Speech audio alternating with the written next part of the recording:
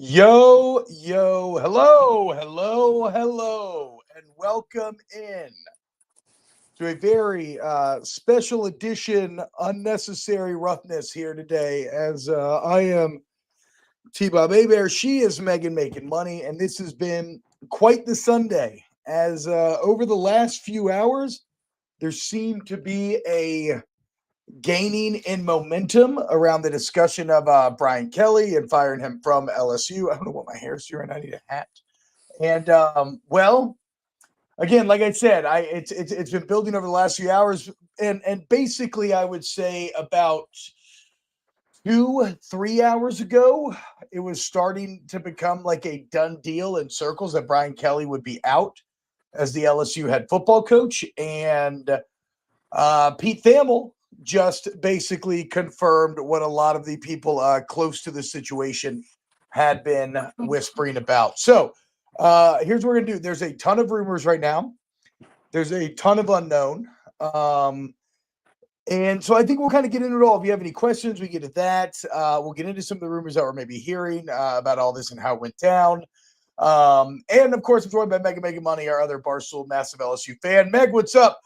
You have been pretty anti-Brian Kelly from day one. I tried to sell you on Brian Kelly multiple times.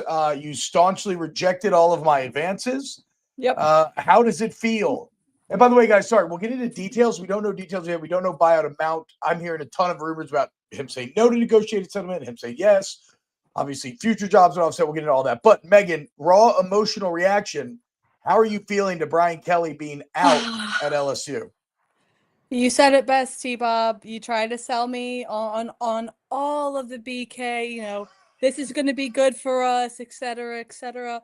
And look, I was one of those people that just off the rip said, not a cultural fit. And everyone that knows X's and O's, that knows coaches said, you can't just, like equivalate the culture to the coach. Well, you know what? I think I'm a pretty good person when it comes to judging other people. And whenever Brian Kelly comes on my screen, I get this feeling in my heart, in my soul, in my gut that he is just an awful fucking human being. I've hated him. I've hated him forever. I've kept my mouth shut, T-Bob, because I know where my bread is buttered. I love going to LSU games. I love having everyone be friends. I love it all. But Brian Kelly has ruined my viewing and game experience for the last 4 years. Yeah. And I have hated seeing his face, watching his reactions, but I have continued to swallow that tough pill because I know, hey, maybe it will be good for us in the future. Maybe Brian Kelly is a good coach, but deep down in my core, I knew he was a nothing burger. BK, have it your way? No. Yeah. King of nothing burgers. I hated him from the start. I hate him now, and I'm so glad we have paid him out, or potentially, and got him out of the entire program. See you later. And you know what? Fuck you. So yeah, what Megan's kind of touching on there is okay, I'm out. that was excellent, by the way, Megan. Clip that, Lukey. What Megan I'm touching there, though, is a sentiment that has existed in many corners of the LSU fan base since the beginning. Now, many like myself tried to, give themselves over because really what's so crazy about this, Megan, is everything you're talking about. Like a lot of the outside criticisms and the main criticism from the start, is this a fit? Does this work? Does this make any sense from a kind of personality jiving standpoint? Like a lot of that criticism, which I spent years hand waving away as irrelevant, basically saying, look, if you win, you fit, right? Like Nick Saban came from West Virginia, Les Miles came from Oklahoma State. Well, Ed Ogeron was fit. But the point is, like, people have won that maybe weren't fits, but whatever. But Brian Kelly was not a fit. And because of it, or at least in part because of it, the winning did not come. Now, in terms of why it maybe felt so bad, whereas some of the overall record doesn't look that awful. My old man sent me a stat the other day that has moved into my brain and taken up residency, and it has not left. And it's one that I think about a lot, and it's one that I think shows why the heat is so extreme for Brian Kelly at LSU. And it is against ranked teams in 3.5 years at LSU against ranked teams. Brian Kelly was 5-11. 5-11, not against top 10, not against top 5, against anybody ranked. And so what that means is, oh, by the way, Coach O was 21-13 And in you know, his 5 years at Brian LSU. Kelly, king of excuses. It's not Yeah. his fault. It's everybody else's fault around him. It's the players. It's this. It's that. It's that. Shut up. I mean, even last night, you got Joe Sloan with no timeouts Oh. right before half calling a swing pass inbounds, and you can see Kelly on We're the gonna mic run the saying, same play. Joe, over what and the over fuck and are we over. doing? You can't run that without a timeout. Then there's he's talking to a special teams analyst after the punt return for a touchdown. And in now a very funny twist of irony, he literally tells that person, that kind of shit's gonna get you fired. Well, Brian, he was rubber, you're glue, and what you said to him bounced off him and now is stuck to you because it looks like you've been fired. Yeah, so not a lot of accountability, but again, let's go back. 5-11 against ranked teams. Yep. And the point of that is why that matters is because it shows, and likely this is pretty similar to what he was doing at Notre Dame. This is what all the Notre Dame fans tried to tell us, and we tried to hand wave them away because, yes, of course we did. We saw visions of natties and confidence and all this other sort of stuff, and well, it was diluted. It was a fool's gold and a fool's hope. So I apologize, Notre Dame fans. You were exactly right because the Brian Kelly experience is, for the most part, winning the games you're supposed to and losing when it matters. And that's why you'll look at his overall record and people will be like, oh, well, he wasn't that bad. But then you think about that rank game, what that means is anytime the game even kind of mattered, like anytime you gave a fuck, anytime the pressure was high, the tension was high, you were losing twice as often, more than twice as often as you were winning. And that's just inexcusable for a fan base that has experienced 20 years of a golden age, 3 national championships, and 3 head coaches. I want to get back to the 3 natties in a second. What you got, Meg? The issue too is like, for example, he brought up a coach, Coach O, cultural fit. If he loses games, yeah, like we're pissed, but we feel like he feels we do, right? As LSU fans, Yeah. as LSU faithfuls, as people that pour their heart, their soul, their income into this program, at least we feel like Coach O actually gives a fuck, right? Like a guy like that, the cultural fit. With Brian Kelly, it was like he didn't seem like he even cared how we felt when we lost the game. Like, I understand he's the coach, they're the players. But at the end of the day, there's a reason why Tiger Stadium is the toughest place to play, the toughest atmosphere in college football. And that's because we, as LSU fucking faithfuls, show up and we live and die by this team. If he cared, if he gave a little bit of like sad sentiment, like I feel bad for these fans, like I'm sorry, a little bit of a fucking apology, that would be cool, man. Like a little bit of like, I'm sorry, I am not fulfilling the amount of money you guys are paying me. I am not fulfilling what you guys expected of me as Brian Kelly. But it was never his fault. It could never be Brian Kelly's fault. And that's where I, as a person, can't get over that because it's like, you are getting paid to, again, you call us spoiled. You call us as LSU. I'm sorry, we have a standard of expectation that our team meets. It's not called spoiled. It's called multiple years of fucking succeeding in the toughest conference for forever. And you have not done that. See you later, partner. Yeah, and there were all kind of rumors of, him like golfing all summer, vacationing all summer, kind of really running it like a CEO, which I took to be a positive because you think, okay, well, he's, I think a CEO role may make sense, but like at the end of the day, he kind of ends up looking like someone who doesn't have a ton of ball knowledge. And if you look at his entire career, who did he just lose the last 2 games to? He lost to two of his former coordinators. He great point, T-Bob. He forces Denbrock out. Either him, Woodward, whoever. I've heard conflicting stories, but what I do know is that after Denbrock is the OC for a Heisman year, Jane Daniels, you have the best offense in the entire country. They came to Mike and said, "Hey, we want to make Joe Sloan co-OC." And Denbrock said, what are you talking about? And he could feel him going sideways the same way he did at Notre Dame. And so Denbrock leaves and go to Notre Dame. His offense is pretty fucking good. Notre Dame's, who's not Brian Kelly. We were told that like Kelly sits with the quarterbacks, but Kelly, I mean, that doesn't apparently mean very much. So he was a CEO who I think bought too much into his CEO, and he was out golfing, whatever. That's what people say.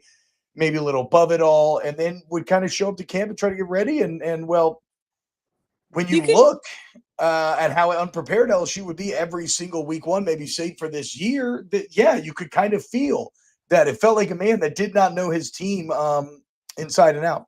No, and that's the whole thing. Like again, bringing it back to the community, like our locker room with people that care, that buy in, like that program can be, you were a part of it. Like like it can be whatever we want it to be. And Brian Kelly was just looking at it from a monetary and a head coach standpoint. He wasn't bought in. He didn't give a fuck about us. He didn't give a fuck about the fans. He tried to put on some fake bullshit accent to try to let us buy into him. I even made shirts to try to make him fucking look cooler. And guess what? He never got better. He never looked cooler. And he's an asshole at the end of the day who lost his job because he couldn't withstand a conference and fans that, again, have an expectation. Like, that's insane to me. Yeah, and it's interesting. We said 2 weeks ago. When was the Ole Miss game now? Was that 2 weeks ago? 2 weeks ago. So we said 2 weeks ago that I get caught in with our, and honestly, it's this season feels like Groundhog's Day. So I don't. It could have been 3 weeks ago, could have been a week ago. But Brian Kelly is on Groundhog's Day. Well, hold on. I'm just looking. It doesn't really matter. I guess the point is what we said at the time after that loss was like, I really love this David Hellman tweet. Oh, sorry. No, I apologize. This was after the Vanderbilt game that this tweet happened. That's what I was thinking of. And Clark Lee, Mike Denbrock with 2 coiners, Vanderbilt. Thank you.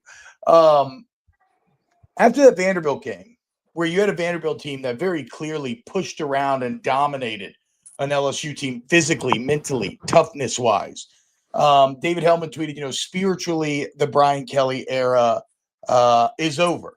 And that was very true. I think I tweeted something along the lines of like, I have never seen such a bad-looking culture of weakness. Everybody's overpaid, underperforming, happy, kind of like Megan's alluding to, not really feeling the pain as much as they should. Instead, rather happy to just go home to their bank accounts and accept losing as what it is.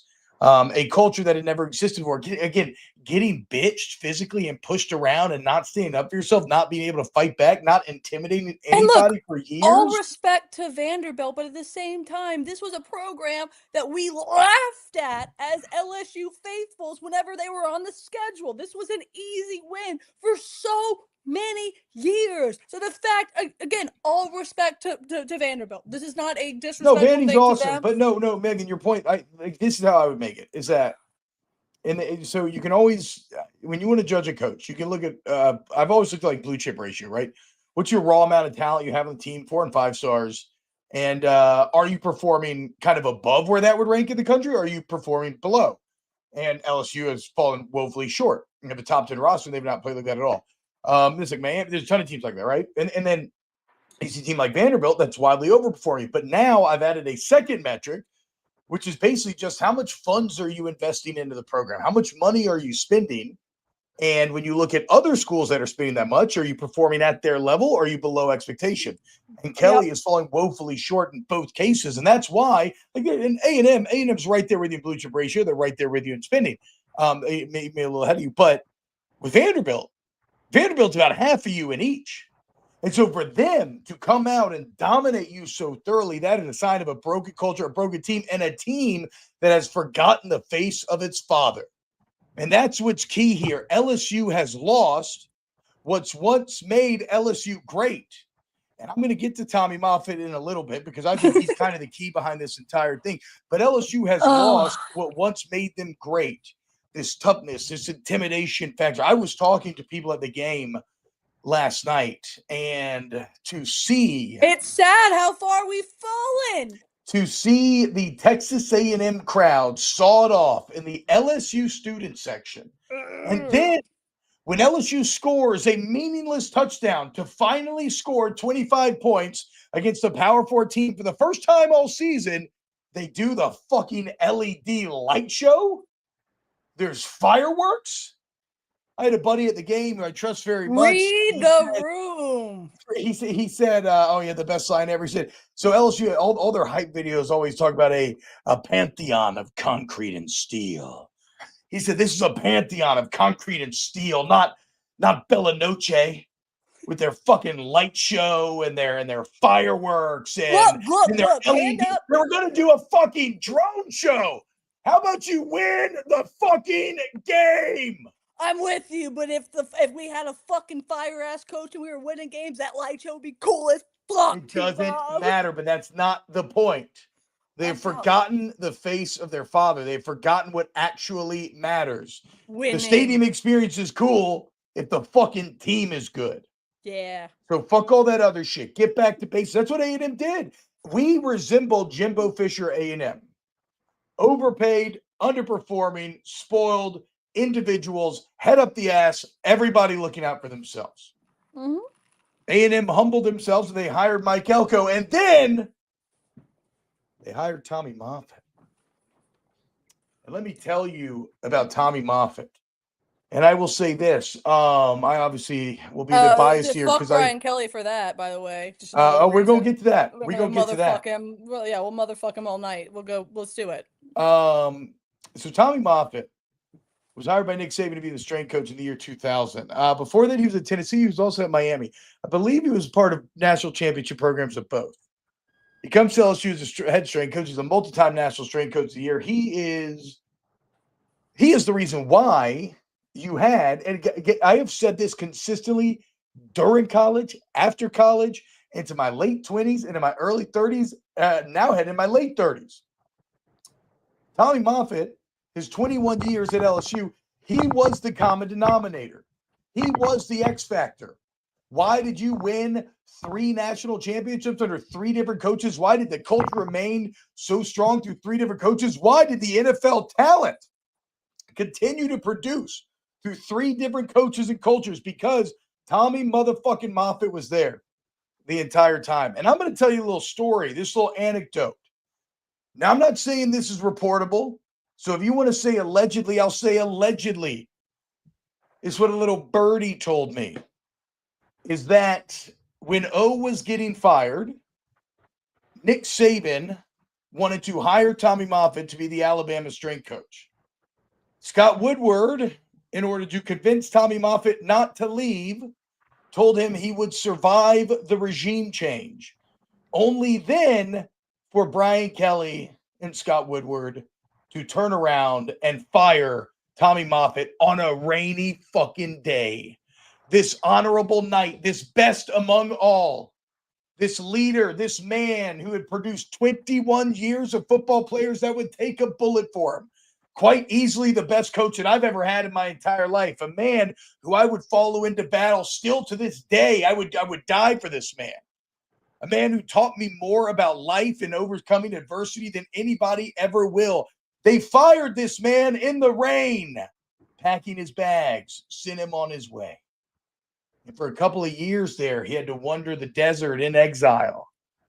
No jobs, maybe get back to, normal life or whatever, but still had the desire. He still wanted to coach. So A&M makes a pretty shrewd hire, blue-collar hire, going Elko over like, all the big money guys he'd done in the past. Kind of a humble hire. What does Elko do? He's a smart man.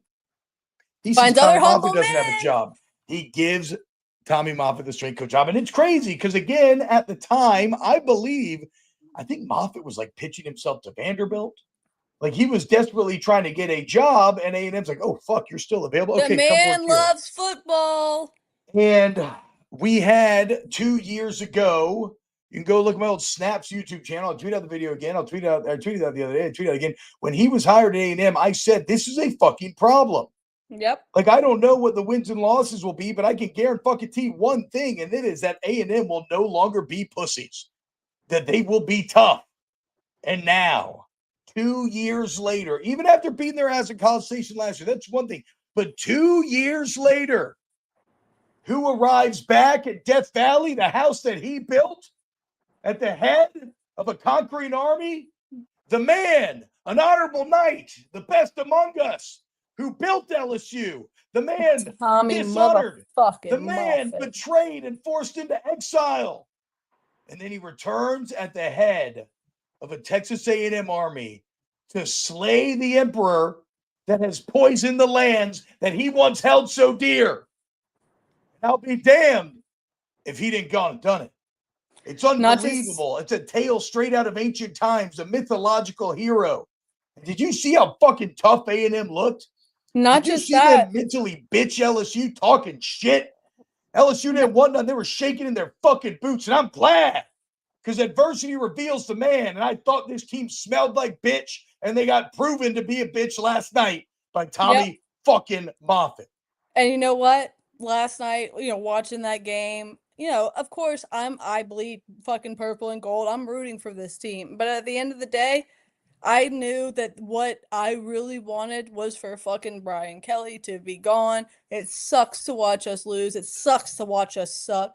But you know what? If that was the tough pill I had to swallow to get to this point, I'm okay with it. But not just that, T-Bob, but I don't know how accurate it is. I saw a tweet saying that Moffett brought a picture of Brian Kelly to put on like a practice He put it on the Marcel Reed talked about it. He put it on the practice dummy at Thursday's practice. Which again, if someone tells me I'm surviving a big coaching change, and then I get fucking sent out on a random ass day, I want blood too. Fuck it. Like I get it. I get the anima. I get not the only that, and not only animosity. that, he got. And as a strength coach, you have to have that gritty animosity. That's what gets you to pump up everybody else around you, man. Well, and so here's what I would say, because the strength coach point is great, because this might not be now chances are if you're watching this, you like love college football, so you may already know this, but some of you won't.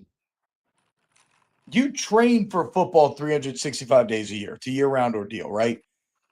You're not allowed to see your coaches in the off season. You're not allowed to see your position coaches. You're not allowed to see your head coach. Like you get the windows during spring. There's some times you can work with the assistants. You know who you see every fucking day of your life? The strength staff. Do you know who is with you every single day, year round? The guys that push you, that teach you, that motivate you, that educate you in how to overcome mental weakness, mental adversity, how to stay physically strong. You're with those strength coaches every single day. And not just that's that, they're why making sure any you're great eating. head football coach knows that is the single most important hire that you can make on a staff. They're making sure you're eating. They're making sure you're mentally okay after they beat you down in a practice. They're basically the dad that you wish you had while you're on a football team. No, I mean it's true. I've never had somebody push me harder. I've never had somebody disrespect me more, and I've never had somebody give me so much confidence in my entire life. He's disrespecting you because at the end of the day, it's for your own good. It's for the betterment of your play style. It's for the betterment of your team. It's for a national championship. It's what fucking LSU plays for or should be playing for every single year. Well, okay, we can get to that. Because I would actually push back a little bit. I think we're a little over our skis with that expectation. Yeah, sure. Now it should be better. Sure. It should be better than what it is. But yes, am I over ski? Yes.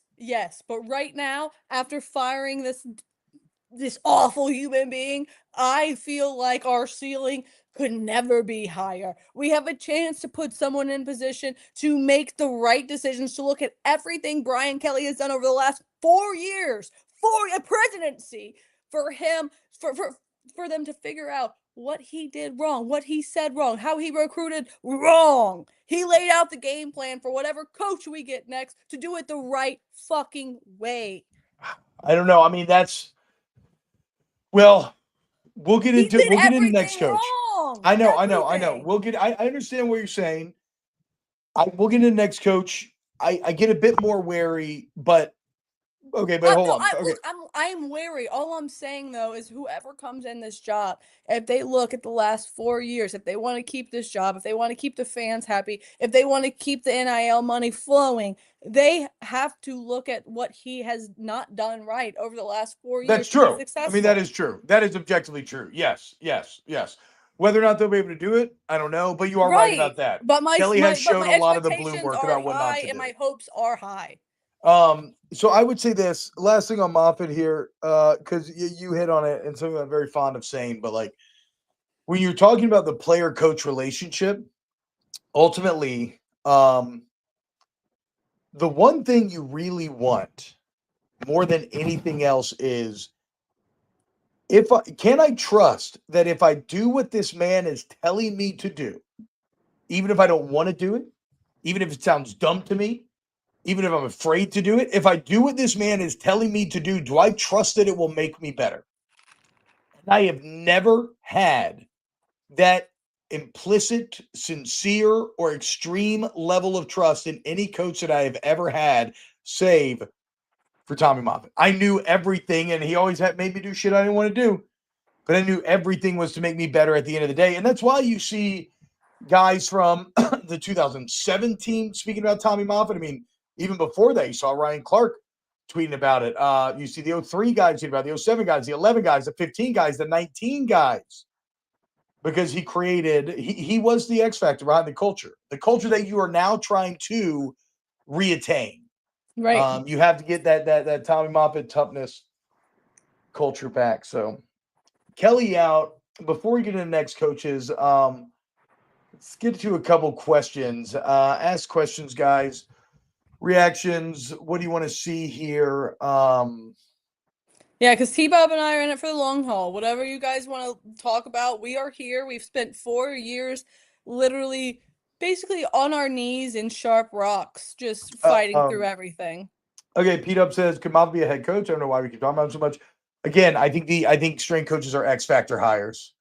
Like when Saban went to Alabama and couldn't get Moffitt, who did he get? He got Cochran, who trained under Moffitt, who was a Moffitt clone. Now, credit to Kurt Hester, who just passed away, Houston trained coach, legend of the game himself. That's who Tommy Moffitt trained Big under. Louisiana guy. I Every mean, that's guy, who a Moffitt lot. trained under. So, Right. like, I guess why we're So talking many about him. kids that I knew like trained under like Hester, like that. Like he was just a quick little humble moment for him. Kirk Hester was literally from everyone that I ever talked to that went to like any schools in Louisiana, Mandeville, whatever.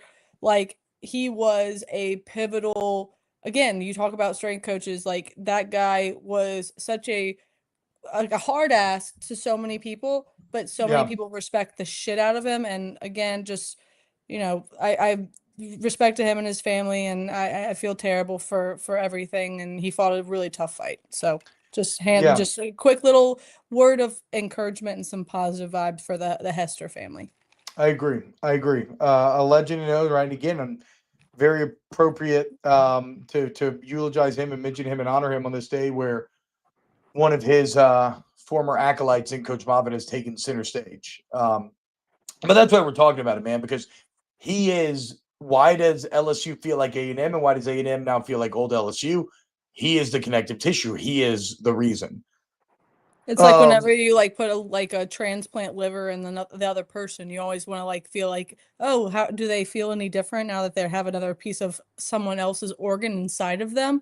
Well, yeah, maybe they got a little bit of LSU's heart because we obviously lost a lot of it. well, yeah, they got all the toughness and all the fight. Somebody said it's the X factor when Jason Garrett will be the next head coach of the LSU Tigers. No. No, no way, All right, Jose. okay. Hold on. Let's get to a couple of other. Okay, I'm gonna use this as a way to get a couple of other rumors. First, a 12-ounce, $2 super chat. Thank you. Who can LSU afford after this hire? Who fire? Who's number one? So let's talk about affording. I am hearing. So there's a lot of rumors. There's a lot of rumors. There's rumors that Joe Sloan has been fired, the OC. There's rumors that Blake Baker has been fired, the DC. There are rumors that Scott Woodward could be in trouble. Apparently, Jeff Landry is none too pleased about a lot of things. Jeff Landry is a very aggressive politician. He is Louisiana's governor right now. Also, people are wondering why like he has such a say in things. He has to right now. Well, no. The it's I there are better historians that could give you a more detailed breakdown, but for the sake of brevity and to save myself my own ignorance, all you really need to understand is that there is no school in the country where the governorship has such direct control over the school. Like the governor appoints the board, and Jeff Landry has supplanted the entire board with Jeff Landry people.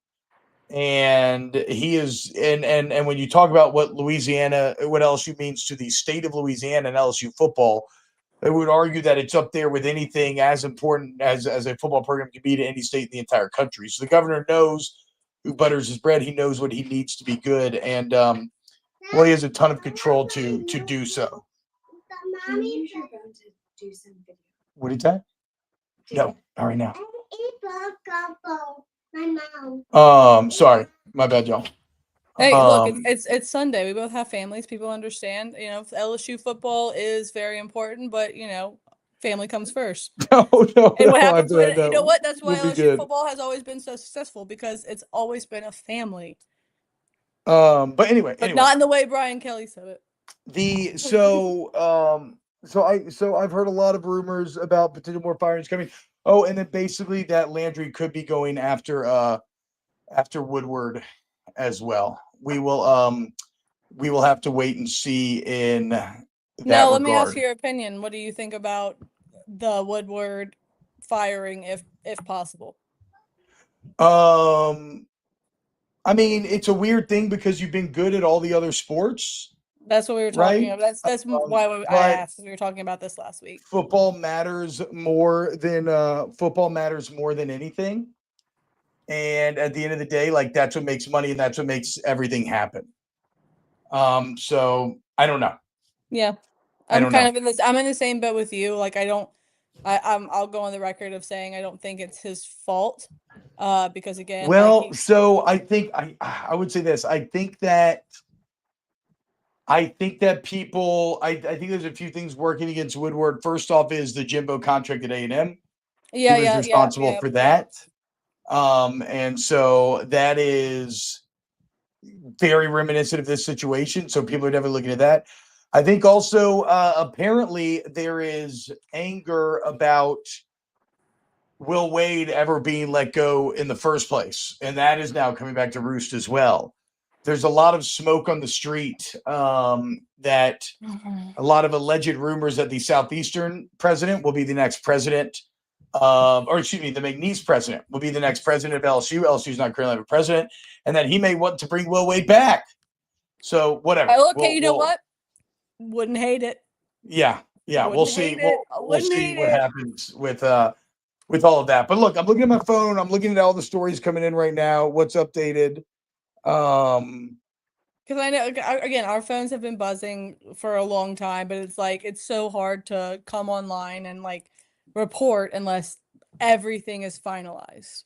So I am hearing allegedly that as far as the numbers go, that I'm hearing 40%. That's interesting. I'm hearing 40% of the remaining buyout. So the first number, do the math for me. So okay, let's start here. So the first number that I heard is 53 million, right? So the first number that I heard was he had maybe agreed to 25 million. Then I heard that he had not agreed to any negotiated buyout. And the entire price of moving the entire staff would be northwards of 100 million and higher new. That might still be the case, right. The 100 million number. But so first I heard 25. Then there was that he was saying no to negotiated buyout. I just looked at my phone again, and I'm seeing 40%, which would be actually even less than 25 because 25 would be 50, or maybe with the 53, it's close to 25. So it feels like there something may be taking place to where like maybe Kelly wanted out too. The whole fit thing is true, and he wanted to get the fuck out too. Look, because it does seem like he has. There seems to be a lot of smoke on the street that he may, when this number comes out, have taken about half of his buyout. Listen. If we want to sit here and act like Brian Kelly ever enjoyed living in Baton Rouge, Louisiana, we can float on that narrative all we want. He hates us. We hate him. End of story. Get the fuck out of the state. That's it. Like, it's okay. Like, we can wash our hands and be like, okay, this was a bad decision. Yes. Like, are we gonna have to pay him a lot of money? Yes. Yes. Whatever. But at the end of the day, again, he does not. He's never liked us. He wanted to act Yeah. like he did, but he didn't like us, and it's okay. Not Louisiana is not for everyone, and I understand that. We're a little loud. We can be a little stupid. Yeah, we might drink too much. We have so much personality in that state. I understand a lot of people don't like us. A lot of coaches don't fit. But like just say that. Like at the end of the day, like if you're done, just be like, "You know what? I never fucking liked you guys." And that way we can be like, "You know what? Same, bro. Like cool. Get out." Well, and I think that's what I think if these numbers are true, 21 through 25, everything that is that people are talking about, then that basically would back up what you're saying there. That he wanted out as well, and both sides are like, you know what, And this I just mean, hasn't worked. This fucking sucks. I asked you before the A&M game, like have you like heard any polls from the locker room? Like, do people actually want to play for Kelly? And then after that A&M game, we see that Perkins is sitting out the rest of the year. Like, Wait, is yeah, that real? I believe. I mean, I've seen Okay, the only multiple reason is sources. I saw one tweet that said that, and it was the fake on three. All right, so maybe Double I'm check wrong that. on Double that. check that. That's all I I'm will saying. look. Double I'll check double that. check it. But if it's not real, I would still say, look, I side with Perkins. I don't want to play for this man either. I'm not going to put my body on the line. I'm not going to see ball, get ball for a man who doesn't even want to win games, who doesn't like our state, who doesn't like our team. Like, I don't want to play for someone that doesn't care. Like, am I crazy for thinking that? No, I mean, no. Look, I don't. You know what? To be completely honest, I'm ready to wash my hands of everything. I know there are good players in there and good hard workers and eggs in there, but I think we have assembled a team of mercenaries that don't really give a fuck. Again, I think we've assembled a team of overpaid guys that are underperforming and likely only care about the me stuff. That's not true of everybody. Like, and the guys played really well, been great this year. Like, Mansour Delane's been a ton of fun to watch. Marcus Cooley's been a lot of fun to watch. Like, there's been good players, but like, I have no emotional attachment for a single player really on this team. And I agree with you on that. I mean, Like, I guess like Nuss, it sucks what's happened here that he goes from two of the best blast blocking tackles that I've ever seen to now two of the worst, and you're seeing the kind of the repercussions because of it. But no, like if Perk wants to leave, sit. I don't give a fuck. Everybody needs like whoever wants to transfer, get the fuck out. Recruits that want to leave, uh, go. I uh, don't care. It is time to reset the culture fully and wholly. You have to cut out this rot, this lackadaisical rot that has taken root at LSU. and that's my thing. Like last game. Obviously, as I said, I wanted to win, but I almost felt like it should have been like a Rudy situation where everyone just fucking lays their jersey down because they know their coach doesn't care. He doesn't care. He's gonna walk out of this thing and be like, I made a couple million. I made a 25, 35, 55, whatever, however many million he makes. And you know what? He doesn't care. But again, going back to like the Coach O thing, yeah, if they want to kick him out, he with that much money, he's out the door. But at the end of the day, he still cared about LSU football. Yeah, he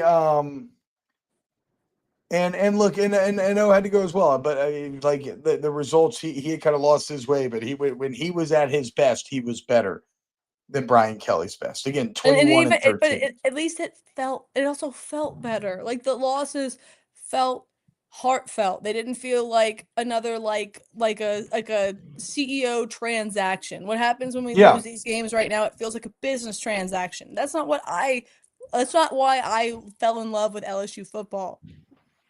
All right, so okay, we've gotten to the potential buyout rumors. Frank Wilson is rumored to be the interim. I think Alex Atkins will call plays offensively. Um, again, I believe Joe Sloan is out in all likelihood as well. Um, now, what comes next? Because you are entering a very oversaturated. You're entering a very oversaturated market right now in Yep. terms of job openings. and a kind of a dearth of really attractive head coaches. There's not many out there. And there's going to be a ton of schools out there, meaning everybody's going to fight over the top guys. That means the top guys' price are going to get driven up to astronomical degrees. And also, you're going to have to take chances on a lot of guys, which will work out incredibly for some as you hit the next fast, hot riser. And, well, it might feel like Billy Napier at Florida to those that miss on the next fast, hot riser. So I've been very worried about entering this coaching market because, again, it doesn't feel like a buyer's market. It feels like prices are going to be inflated because of the scarcity. It's just supply and demand, right? That was like your scare whenever we were talking. You're like, like that's a lot of money to like pay a guy to sit on his ass for whatever, like that's a lot of money to buy him out, like what, like especially with all these other coaches getting fired, like what could we do next with the money that we have? Well, and just to maybe like sit a couple years and you still let the next round of good coaches develop and you hired then. But Big Av raised a very good point on roughness last night that I think holds true and probably is working to LSU's brain right now, which is if LSU knows they are done with Kelly, which they obviously do, and look, if it is indeed 25 million and not 50 million, that's obviously a complete game changer. Is that fucking absurd? Yes.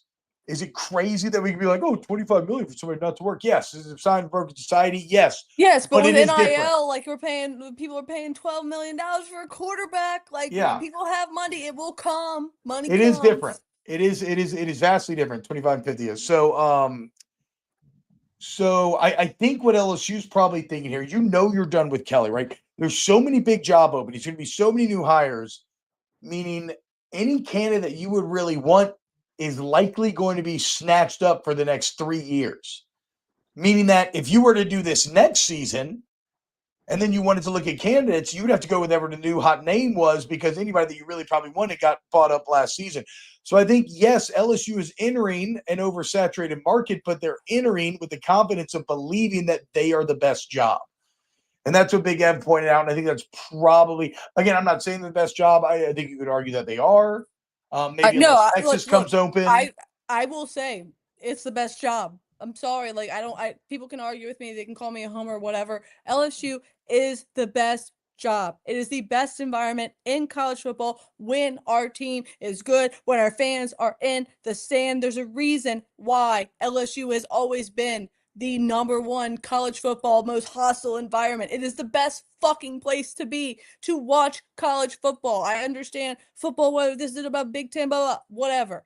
I love the SEC. I specifically love going to Tiger Stadium in Baton Rouge, Louisiana, and watching on a Saturday night in Death Valley where the chance of rain is never, where the band plays neck. I want the environment, and so should every other coach in the entire world. I mean, it's a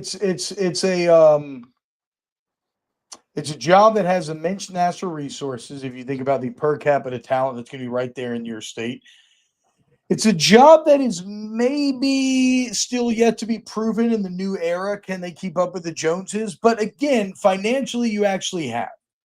Like, as much as I have worried about the finances of LSU, you have managed to keep pace with the big spinners, at least enough to where you should have been more competitive than you have been. So if you look outside of Kelly, those last three guys all won national championships.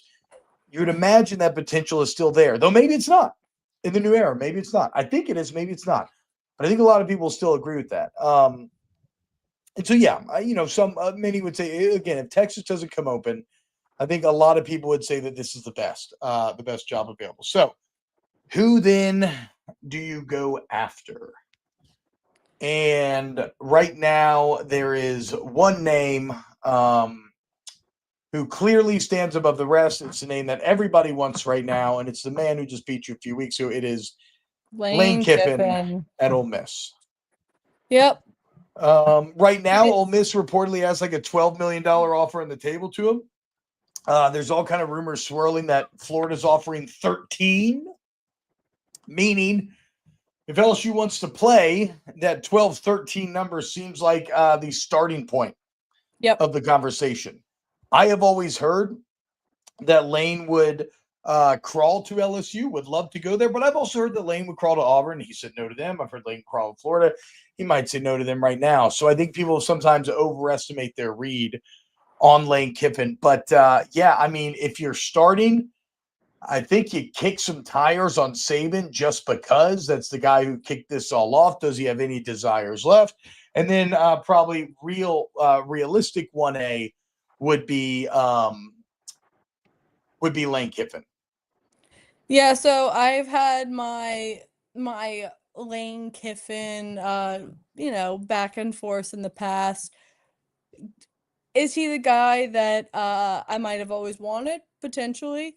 Maybe that's the reason why like I've always put up that shield, because he really did bring Ole Miss kind of back into relevancy. Like the kids weren't going to the game. Like he's brought this element on Twitter. Like he's really, in my opinion, like with the NIL era, like he's great. Like as far as recruiting, as far as like fans, as far as like he's awesome, right? And like obviously he's turned Ole Miss around.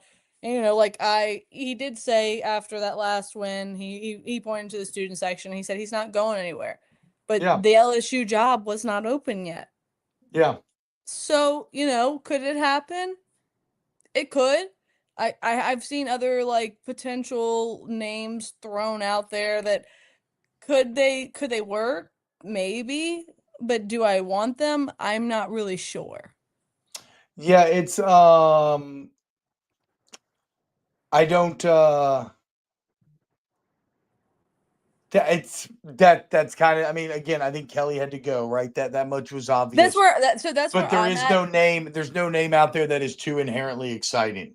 Exactly. Which is That's funny. But then again, while some like you and like Notre Dame fans, for the most part, the Brian Kelly hire at LSU was celebrated and lauded as a massive deal. And just an unbelievable hire, right? Wow, to get this guy who's been so close now at this school, that's proven they get across it. Like, how could this not work? It's kind of like Luke Fickell at Wisconsin. How could this not work? Scott Frost at Nebraska. How could this not work? Well, it didn't. So maybe it's good to not feel like there's just a clear number one candidate. But yeah, I mean, after Lane Kiffin, if he says no, I will say though, like the last Summerall's a hot name from Tulane, right? And then people like throwing around like Joe Brady, people throwing around like Fisher. Like I don't want Jimbo. No thanks. Like I'm good on that. I don't. That's not one that like really tickles my fancy. No, I don't know about you. Wait, whoever said Jimbo Fisher needs to be right? What? No, fired. That's fucking absurd. No, I need an probably... active football coach, like one who's coaching and winning right now in college football. Unless you're Nick Saban, that'd be the only one. I think Summerall could be a solid option. Somebody says Marcus Freeman. He's obsessed with Marcus Freeman. He's obsessed with Notre Dame. He's way too clean cut to be in Baton Rouge. I could not see him with a Boosie fade, or like he could. I couldn't see him like turning up like at Fred. No. Yeah, no. He is Catholic though, but he might be too Catholic. Yeah, no, yeah. What? Come on. There's a difference between Catholic and like stay away from Rule. I don't think anybody was planning on going after Rule. You talked about Rule a little bit a couple of weeks ago, and I was like, I don't fucking want Matt Rule. And you're like, I think Matt Rule's a solid coach, but I think the shine has gone off him as some There's no sheen to Matt Rule. There's no shine. There's no glimmer. There's no gold. It's just Matt Rule. Have to call Dan Lanning. You could call Dan Lanning, but I don't think he's going anywhere. He's one of the few coaches that have been very upfront about, look, no, like I like Oregon. I think what we have, it takes to win. I don't want to move. So I don't think Lanning would leave. Chip Kelly, no. Again, maybe you like call a Jeff Brom from Louisville. He's been very good at being the top teams. He kind of drops. What about the Georgia Tech coach? Brent Key. I mean, that's another one that it's like, is that a fit thing? I don't know. He's a Georgia Tech guy through and through. Yeah. And he has, and also I really like his OC Buster Faulkner, and I'd maybe be a bit worried about what would happen in a post Faulkner world. A lot of people are saying Kelvin Shepherd. I mean, look, that's my fucking dog. I would say Kelvin Shepherd, but you should not trust that opinion because I am very, very biased, but I look at Kelvin. He was a great teammate, a great leader as a player.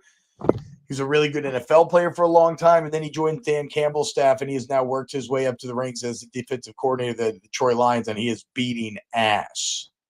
Drinkwitz would be a guy whose name would definitely be bounced about. Everybody seems to really like him.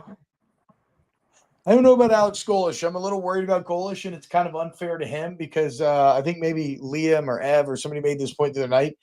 The thing about South Florida is we've seen a lot of teams win at South, or a lot of coaches win at South Florida that maybe aren't that good. Maybe it's just the talent in South Florida. Yeah, like you got a lot Charlie. of boys in South Florida that have like NFL caliber talent. Well, Charlie Strong won there. Who was the old Florida State coach? Willie Taggart won there. God, there's another one. So yeah, I don't know. I'm kind of calmed on Golish a little bit. No, Fran Brown, no. Rush Probst, yeah, 2-a-days. Absolutely. I don't know. Again, there's not a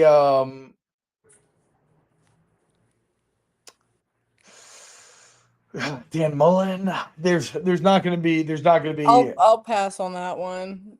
He's not going to be a great name. I don't think. Like the only name that fans Dan Mullen might be one of the most least exciting hires of all time. People say Joe Brady. I mean, yeah, maybe kick the tires of Joe Brady. I doubt he's going to leave the NFL. I didn't hate. So that was one of the names that got thrown out that I didn't like hate, but I was like, I think we could do better.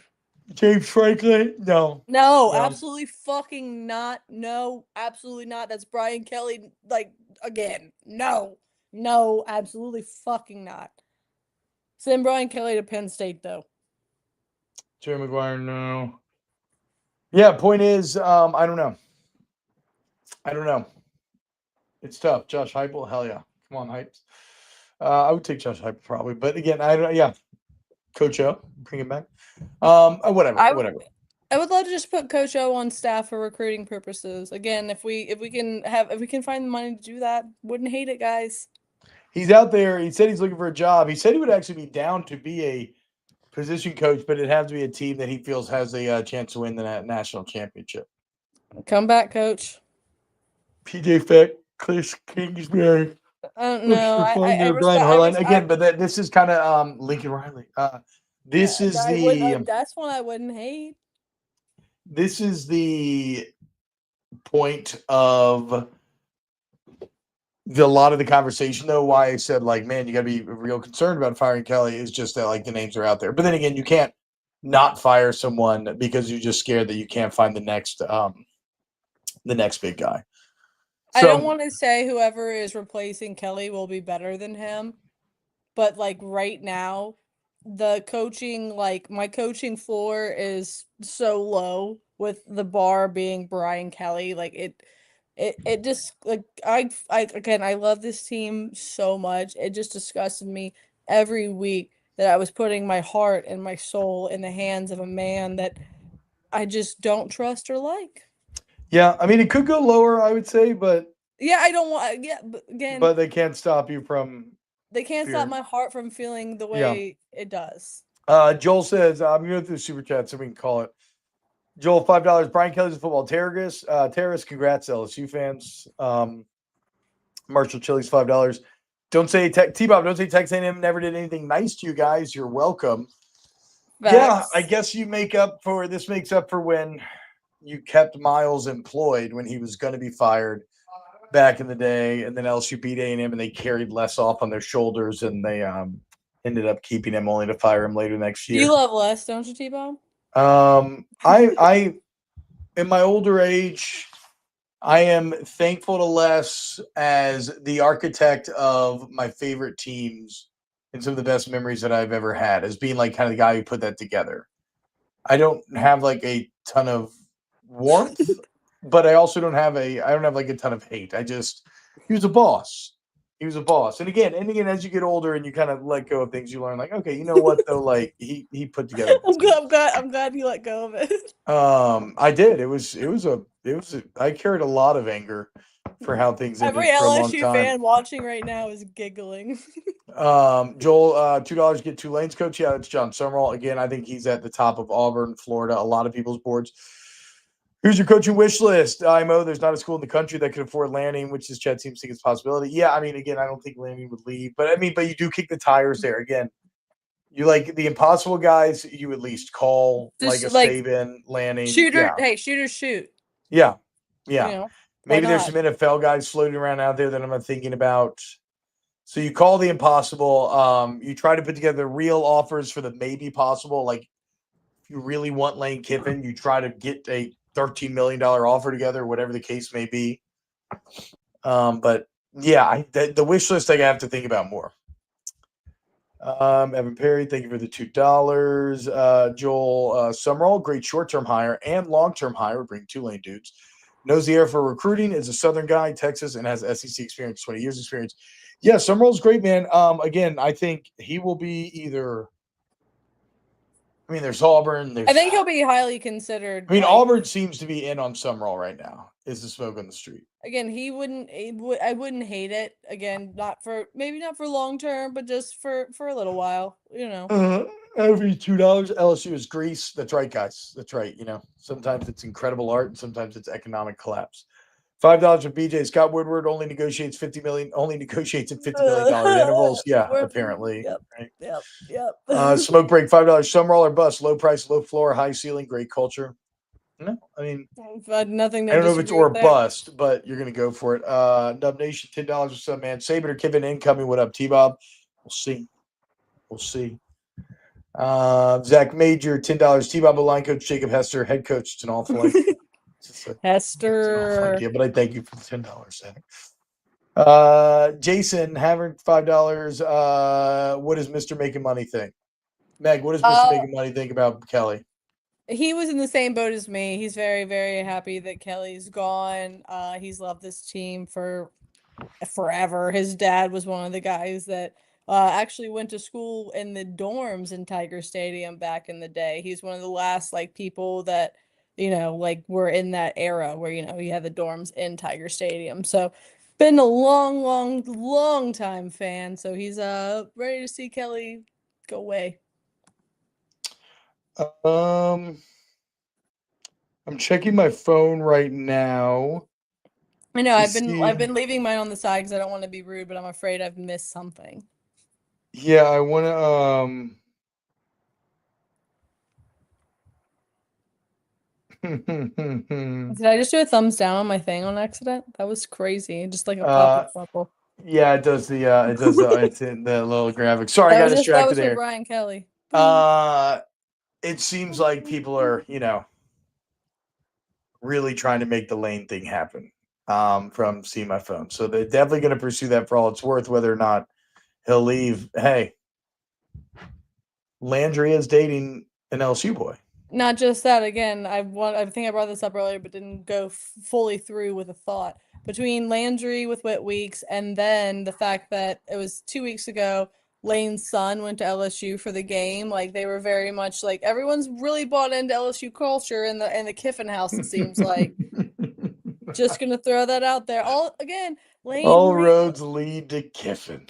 All lanes lead to Kiffin. He conquered Oxford. Do you not think? Who doesn't want to be the king of Baton Rouge? It's so much fun, man. It's so much fun when you're the king. We'll see. Nick Torina, $2. Get Quad Bob Advisor and let's ride. Shout out to my guy, Nick Torina. Shout out Beth Torina. Great coach in her own right. All right, guys. I think it's going to do it. Meg, do you have any thoughts left on the way out here? No, just I feel like a weight has been lifted. I feel like I have been baptized in the cleanest of waters that is LSU football semantics. I'm so happy that Brian Kelly is gone. The bad energy, the mojo is out of the building. See you later. Don't let the door hit you on the way out. I won't miss you. And I never liked you.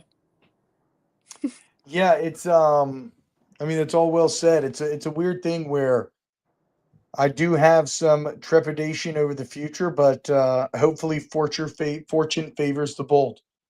And almost regardless of what the future is, the current culture was so deeply broken and disappointing that it made. Well, you know, guys, this is a great lesson in life. Okay, you you cannot make the wrong people too angry. Whether it's your boss, the guy that pays your boss, the advertiser that pays your boss, whatever the case may be, you cannot make the wrong person too angry. Yep. If you do, you're done. And look, It's just Brian, life. if you're watching this, maybe if you would have like, been a little nicer to me, I would have spoke a little bit nicer about you. But guess what? Louisiana boy says Brent Key, Mark, make him tell you no. We'll see. We'll see. We'll see. All right, guys. We love you, We'll have LSU. a brand new unnecessary roughness reaction to everything that happened over the weekend that we didn't get to on Monday. Of course, you can watch me and Megan on Wake Up Barstool and FS1, which y'all should all check out. So watch Quick Picks as well, guys. And Megan Making Munchies if you like to smoke weed and eat good food. It's very good.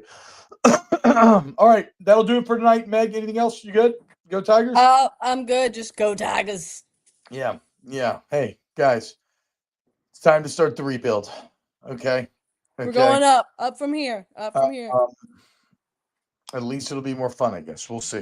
Yeah. See. Let's get that old All bag right. out of here. We'll see you tomorrow. Thank you, everybody who joined. And huge thank you to Luke Blutman being great, getting this going last minute here.